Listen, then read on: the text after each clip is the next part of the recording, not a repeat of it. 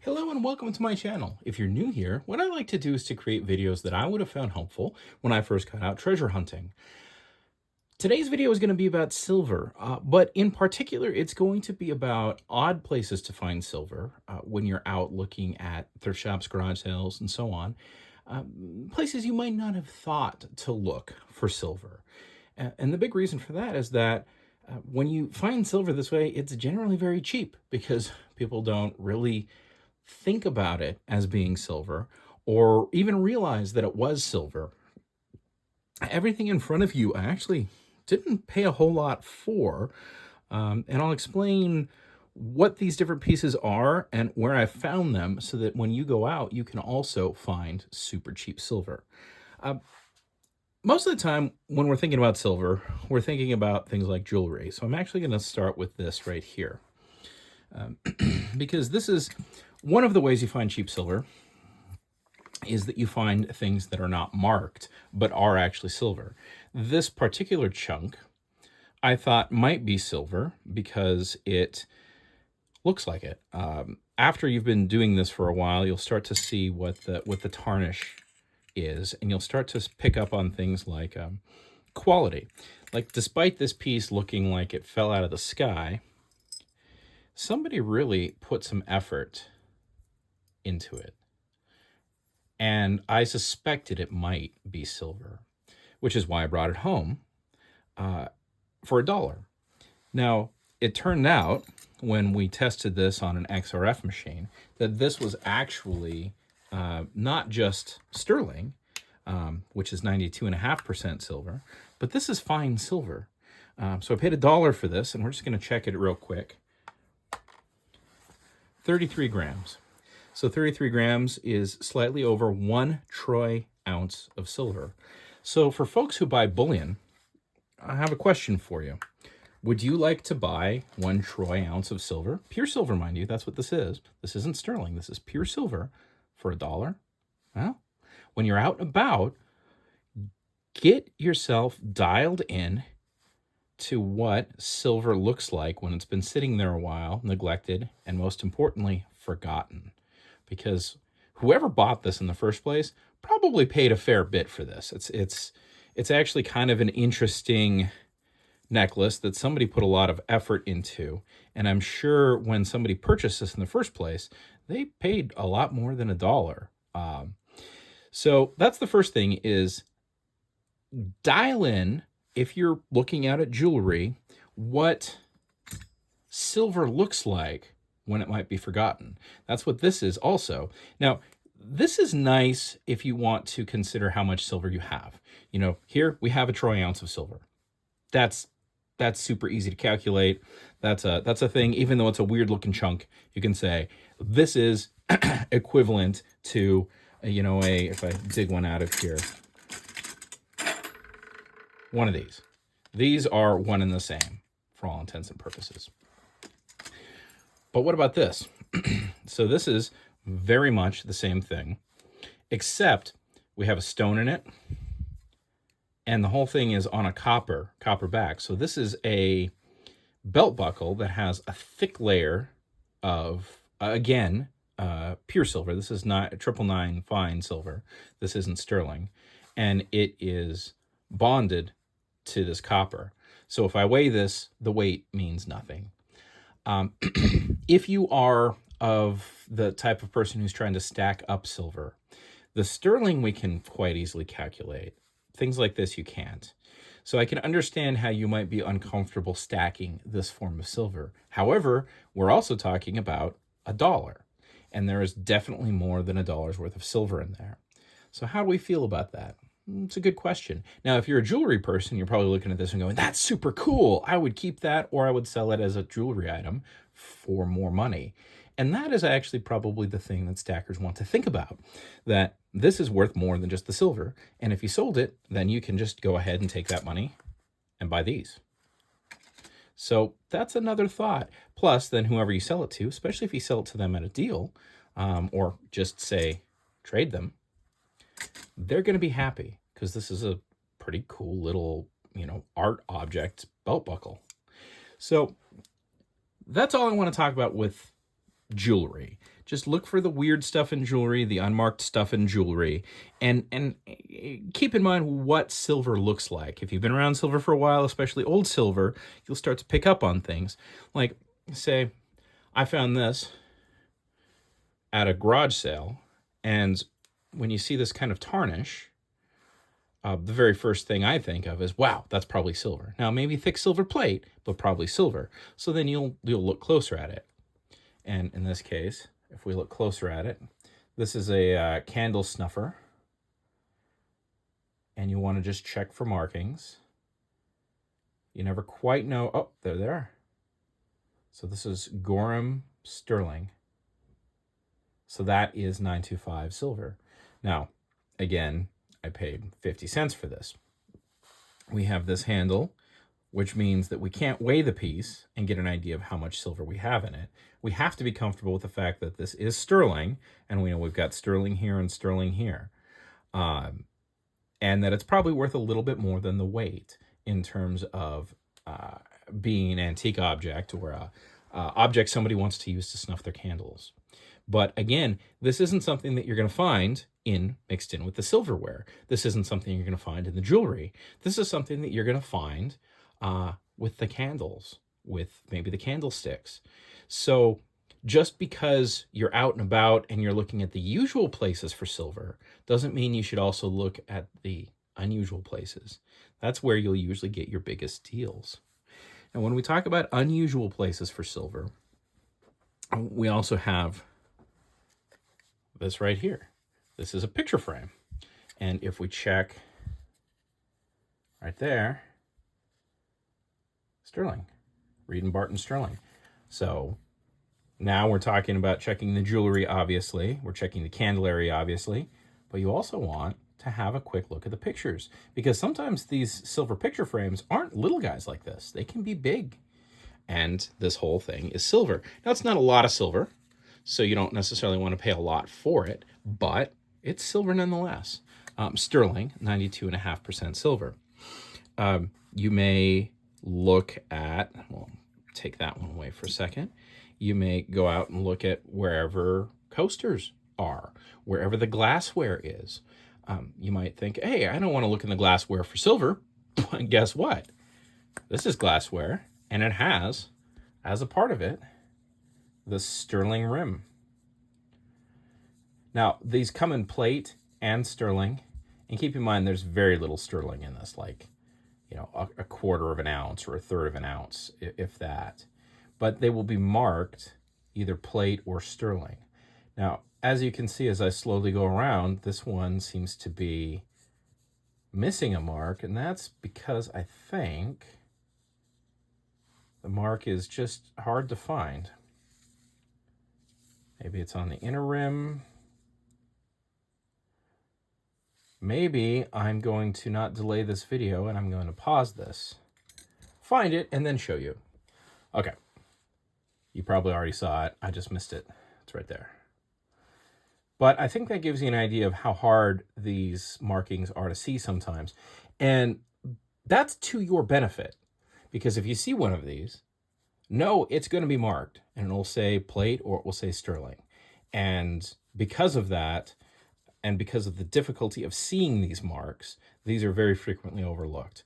Now, I have a series of videos, and I'll put a little pip here to link to them, where I scrap some of these to give you an idea of how much silver is in them, so you know how much to pay. But the answer is not much. There really isn't much silver in there. But glassware is a place to look.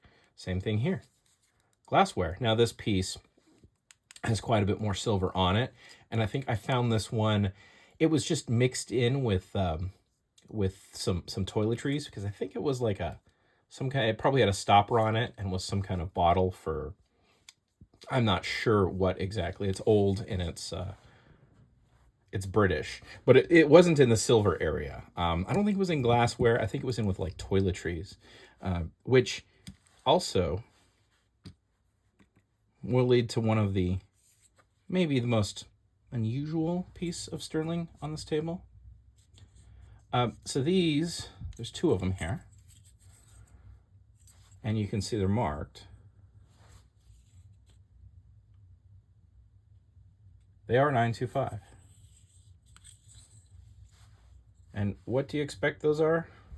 Well, what these are is they're marketed to nursing mothers who are having trouble with their babies savaging them a little too much, so they need to heal.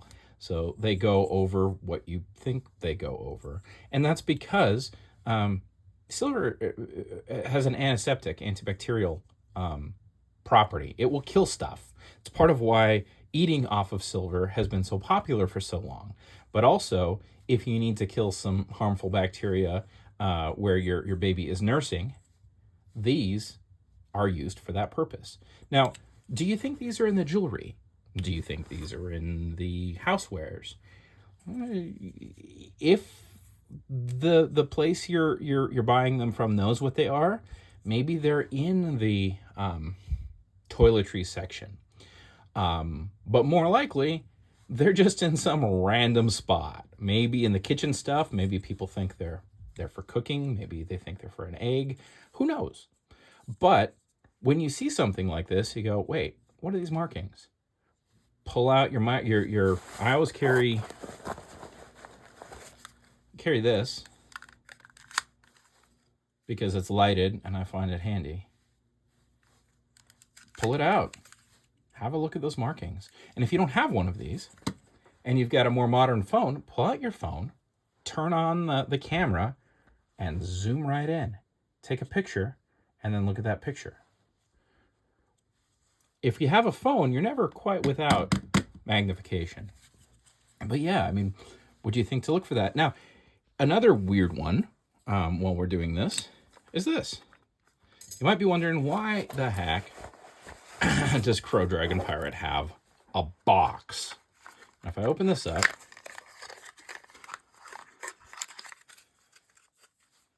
look down in there. Look how shiny that is. I don't even think this thing's ever been opened. Nope.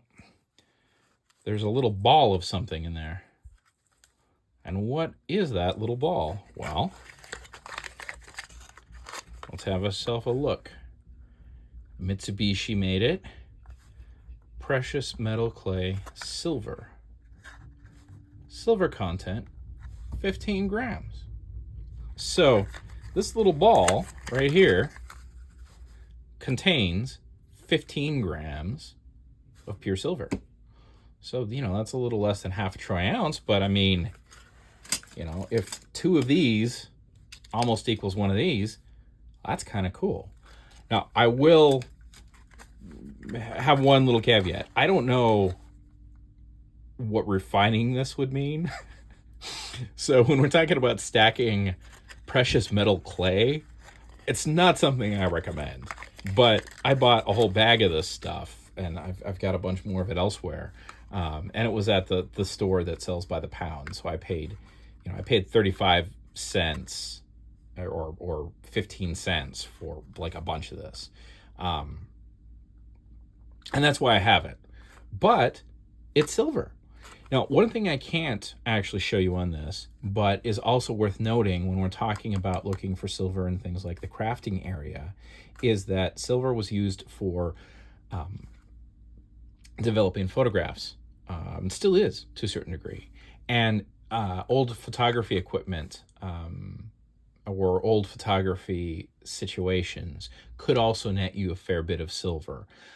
I can't really speak to that too much, but I would suggest that if you are into photography, you just remember that and, have a look around. Keep your ear to the ground. There can be a lot of silver lurking in old photography departments at schools, for example. I know people have been working on finding ways to recover that silver. So you might find silver in very weird places. In this case, arts and crafts. Now I'm going to talk about a few more things here. This one is one of my favorite pieces of silver ever because I paid 50 cents for it. And this was actually encased in a big block of lucite. So this was in a big clear piece of plastic. And the reason I bought it for 50 cents, it had been sitting there for a long time. It was $1. And then it was half off day, so I said, I'll drop 50 cents on that. And I put the whole thing in a freezer and hit it with a hammer so that I could break this out. And look at this. Now, the cool thing about this, and something I didn't really realize or didn't really know, is that this is a metal, and it was, dedicated to refinery back in '73. But if you look on the edge, look right there. 9995 fine, made in Canada. So that is 3/9 fine silver.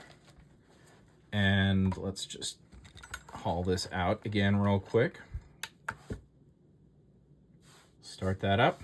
How much do we have? What is that? That's just shy of 2 troy ounces of silver. So one of these, nearly 2 of these. And I just wanted to break it out of the lucite. I thought when I looked through the big block of plastic that said made in China, and I just thought it was going to be something fun to give to my kids. But I'll tell you, it was quite a good day when I realized what I actually had here. So again, block of plastic with a coin in it. Take a second look.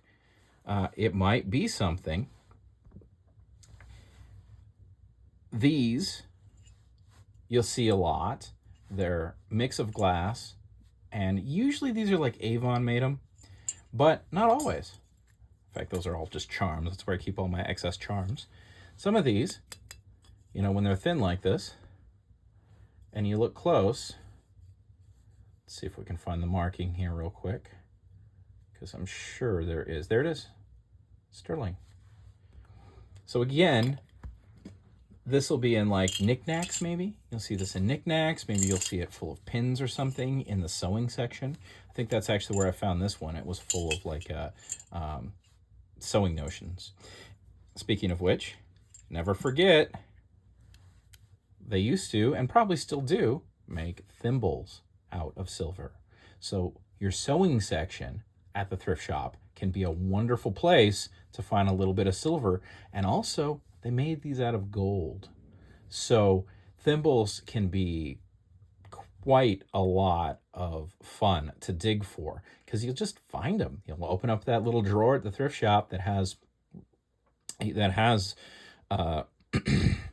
like scissors and thread and whatever, and hey, look, there's a thimble. And they're also really fun in that they're often marked. And like this one, I think, I forget what this one was. This one, this is it's hand engraved, and I thought this one had, yeah, so those marks, you can't really see them very well in this camera, but I did sort out that this is Swedish, I think, was what this one ended up being, if I remember correctly. But yeah, they can be a hoot to figure out what they are. And the English ones, oh yeah, see this one? Those are English hallmarks. So in both cases, we can get dates off of these. And if anyone's interested in that, I can do another video. I don't know if I did a video with these specifically, but hallmarking is a lot of fun to figure out when and where these things came from. So definitely hit the sewing section.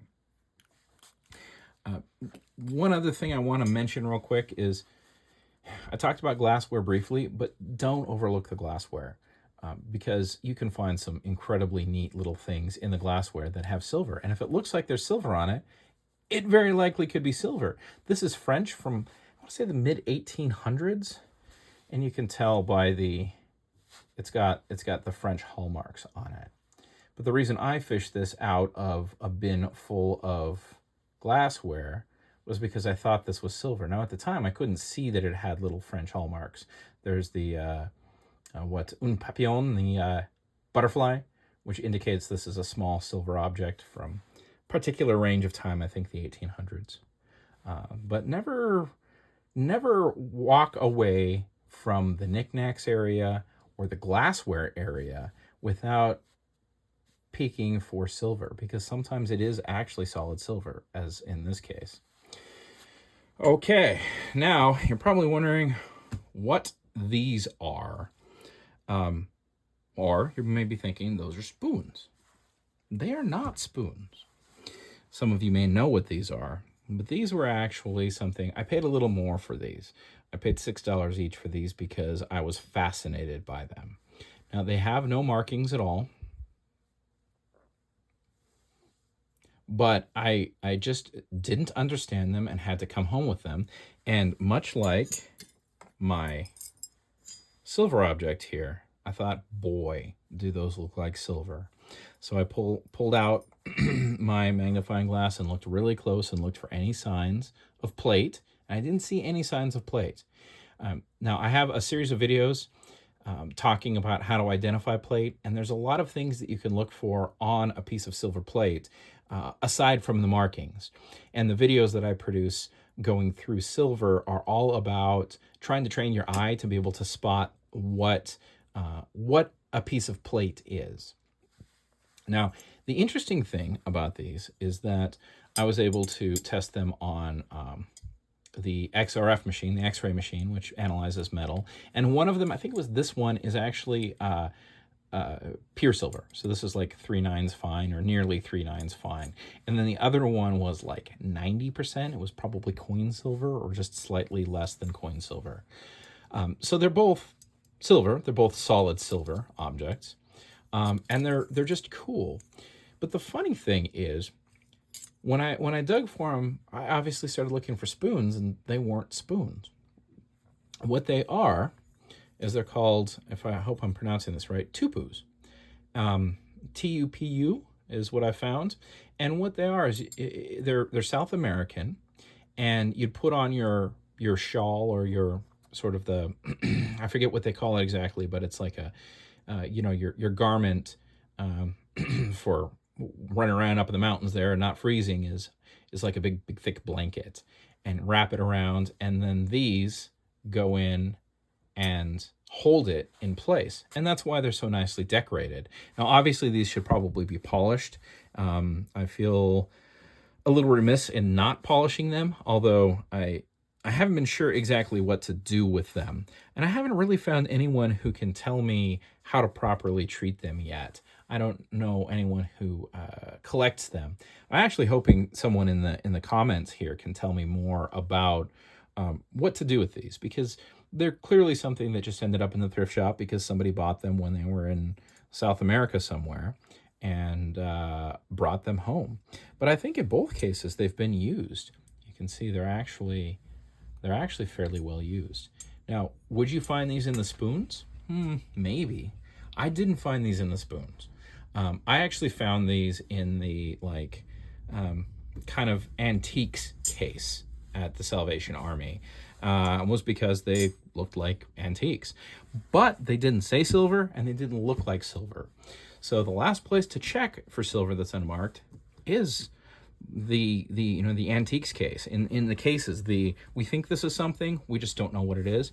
Because I'll be honest, when I found these were kind of hard to figure out because they look like spoons, and you look for them like they're spoons, but they're not. The spoon section is actually the decoration. That's the point. And they're to be beautiful. They're pins for actually being a lovely object, which is what I think they are. And I've always been quite pleased with these. So that is my video on weird silver. These are all things that I think you can probably come up with. Heck, I wouldn't be surprised if some of you folks think about what you just saw in this video and you go in and you actually realize that you already have some of this stuff kicking around your house and you don't even know that it's silver. I mean, I have discovered things at my family's house, different extended family's house, that are silver, and I tell them that, and they just didn't know. Didn't really think about it. And that's why this stuff does come up and why this stuff does end up being cheaper than it realistically should. I hope you enjoyed this video. If you did, please leave a comment if there's anything that you can tell me about any of this stuff. Again, I am just a stay-at-home dad who's doing this in his spare time. I enjoy the treasure hunt, and these are things that I've learned while I've been treasure hunting. But I'm by no means an expert on this. I just have learned enough to be able to come home with these things. And that's what I'm trying to relate to you folks. So comments, educating me, I love it. It's been one of the best parts about YouTube, is actually being able to learn from people. And with that, I hope you have a great day. Like this, I've been Thomas.